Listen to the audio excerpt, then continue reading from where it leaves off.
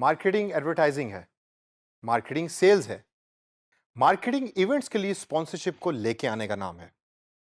आप जब भी किसी से पूछेंगे कि यार मुझे बताओ कि मार्केटिंग दर हकीकत है क्या, तो वो आपको एक लिस्ट दे देगा कि मेरे नजदीक मार्केटिंग इस चीज को कहते हैं। आजकल की मार्केटिंग को यहां पहुंचने में टाइम लगा।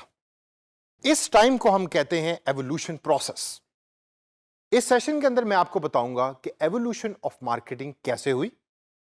टोटल 7 ऐसे दौर या 7 ऐसे इराज कि जिसके थ्रू मार्केटिंग इस प्रोसेस तक पहुंची, और हम उसकी डिटेल के अंदर जाके एग्जांपल्स के थ्रू लर्न करेंगे कि मार्केटिंग दर हकीकत है क्या या क्या थी इन सब दौरों के अंदर। तो आइए सबसे पहले दौर के बारे में बात करते हैं। The first era was trade era. पुराने जमाने की बात है। ट्रेड इरा के अंदर ना मशीनें हुआ करती थी, ना आपको ऑटोमेशन नजर आती थी, ना फैक्ट्रियों के अंदर लोग जाके काम किया करते थे। तो फिर क्या करते थे वो?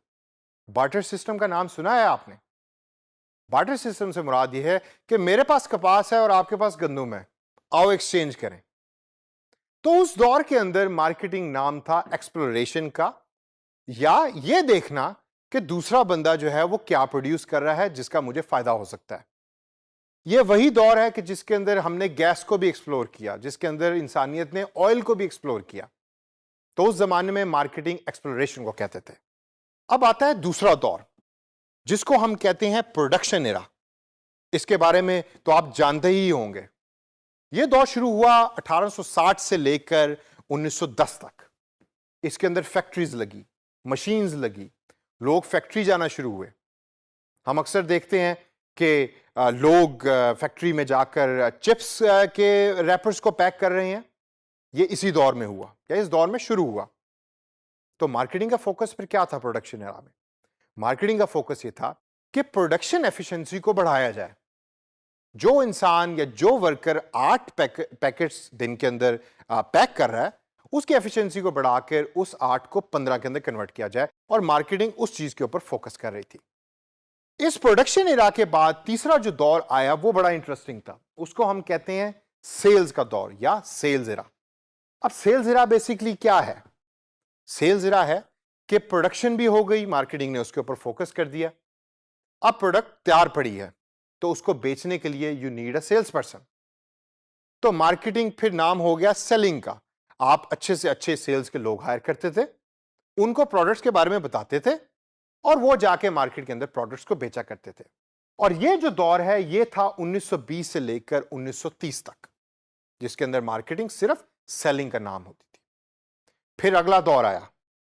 अगला दौर था 1940 से 1950 तक, जिसके अंदर मार्केटिंग वालों को एहसास हुआ कि यार सेलिंग और प्रोडक्शन ही खाली मार्केटिंग नहीं है, हमें ब्रांडिंग की तरफ भी तवज्जो देनी है, हमें इश्तिहारात भी बनाने हैं, हमें ब्रोशर्स भी बनाने हैं। आपने अक्सर देखा है कि आपके लोकल इलाके में जो पिज़्ज़े की दुकान है उसका आपको घर पे पैम्फलेट मिलता है, by one get one free का। ये इसी दौर के अंदर शुरू हुआ। तो मार्केटिंग को नाम दिया गया ब्रांड डेवलपमेंट का। इससे आगे अगर हम चलें तो फिर ज्यादा जो हम वेल नोन कॉन्सेप्ट जिसको समझते हैं मार्केटिंग कंपनी का कॉन्सेप्ट, वो आया जो था 1960 से लेकर 1990 के दरमियान। इसमें क्या हुआ? इसमें प्रोडक्शन के लोग, सेल्स के लोग और ब्रांड डेवलपमेंट के लोग इकट्ठे एक टेबल पे बैठे, और उन्होंने डिसाइड किया कि अगर हमारी कंपनी को बेस्ट प्रॉफिटेबिलिटी चाहिए तो हमें इकट्ठे काम करना पड़ेगा।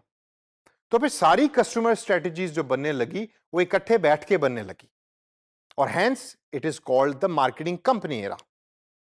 अब आगे चलिए। कंपनी ने जैसे प्रॉफिटेबिलिटी की तरफ सफर तय करना शुरू किया, तो 1990 में जाके उनको यह पता लगा कि कस्टमर के पास चूंकि ऑप्शंस बहुत ज्यादा हैं, तो खाली सेलिंग और ब्रांडिंग ही हमारे काम नहीं आ रही। तो भाई अगर ब्रांडिंग और सेलिंग काम नहीं आ रही तो फिर then what is the answer? The answer was relationship. Company ने यह डिसाइड किया कि आओ कस्टमर के साथ रिलेशनशिप करो और कस्टमर की तरफ हाथ बढ़ाओ ताकि वो आपका इवेंचुअली लॉन्ग टर्म कस्टमर बन सके। That is called the relationship era. और फिर दौर आया मेरे और आपकी तरह के जवान लोगों का, जिसको हम कहते हैं सोशल मीडिया मार्केटिंग एरा। ये सोशल मीडिया मार्केटिंग एरा क्या है? ये वही एरा है कि जिसके अंदर मैं और आप इस टाइम सांस ले रहे हैं। 2010 से ऑनवर्ड जब डिजिटल टेक्नोलॉजीज आम हुई तो कंपनीज ने यह देखा कि रिलेशनशिप हमें अब डिजिटाइजेशन की तरफ करना चाहिए, यानी कि कस्टमर ज्यादातर अवेलेबल डिजिटल टेक्नोलॉजीज के ऊपर है, सोशल मीडिया, फेसबुक के ऊपर। आप अगर अपनी एग्जांपल देखें तो आप ज्यादातर दिन का टाइम फेसबुक पे गुजार रहे हैं या यूट्यूब पे गुजार रहे हैं। तो कंपनीज ने ये डिसाइड किया कि चलो फेसबुक पे या यूट्यूब के ऊपर जाकर एडवर्टाइजमेंट करो और कस्टमर के साथ रिलेशनशिप बनाओ, जिसके थ्रू हमारी प्रॉफिटेबिलिटी जो है वो इंक्रीज होगी। इन सब दौरों से गुजर के मार्केटिंग अपने एवोल्यूशन प्रोसेस को कंप्लीट करता है। लेकिन इसके बाद मार्केटिंग क्या प्रोवाइड कर रहा है कंपनीज को, तो आइए देखिए। Number 1, exploring new avenues. Exploring new avenues से मुराद है कि आप अपॉर्चुनिटीज को देखते हैं, आप अपॉर्चुनिटीज को सर्च करते हैं। सेकंड नंबर पे ऑप्टिमाइजिंग प्रोडक्शन, प्रोडक्शन की एफिशिएंसी को बेहतर करने के लिए मार्केटिंग अपना किरदार अदा कर रहा है। थर्ड नंबर के ऊपर है क्रिएटिंग एंड एडवर्टाइजिंग ब्रांड, मतलब आप ब्रांड के कलर्स को डिसाइड कर रहे हैं, ब्रांड के थीम को डिसाइड कर रहे हैं ताकि कस्टमर आपके ब्रांड को अपने जहन के अंदर रख सके। चौथे नंबर पे है हमारे पास making company wide efforts interesting, यानी कि पूरी कंपनी को एक गोल के लिए काम करना है, जिसके अंदर मार्केटिंग बहुत ही इंपॉर्टेंट रोल प्ले कर रहा है। अगर आप शहद बनाने वाली कंपनी है और आपकी टैगलाइन है कि हमारा शहद सबसे मीठा है, तो आपका सेल्स का बंदा भी मीठा होना चाहिए, वरना सेल्स का बंदा तो कड़वा है और शहद मीठा है तो आप कस्टमर कभी भी जीत नहीं सकते। पांचवें नंबर पे हमारे पास है क्रिएटिंग कस्टमर रिलेशनशिप, सबसे इंपॉर्टेंट। आपने अगर कस्टमर का रिलेशनशिप विन कर लिया तो सारी जिंदगी कस्टमर कभी कहीं भागने नहीं लगा। और last but not the least, involving communities, involve करके इंप्रूव करना। कम्युनिटी से क्या मुराद है, मेरी और आपकी तरह के लोग। जब आपने रिलेशनशिप कस्टमर के साथ बिल्ड कर दिया तो वो कस्टमर अगले बंदे को बताएगा, तो एक कम्युनिटी बन जाएगी आपकी कंपनी के इर्द गिर्द।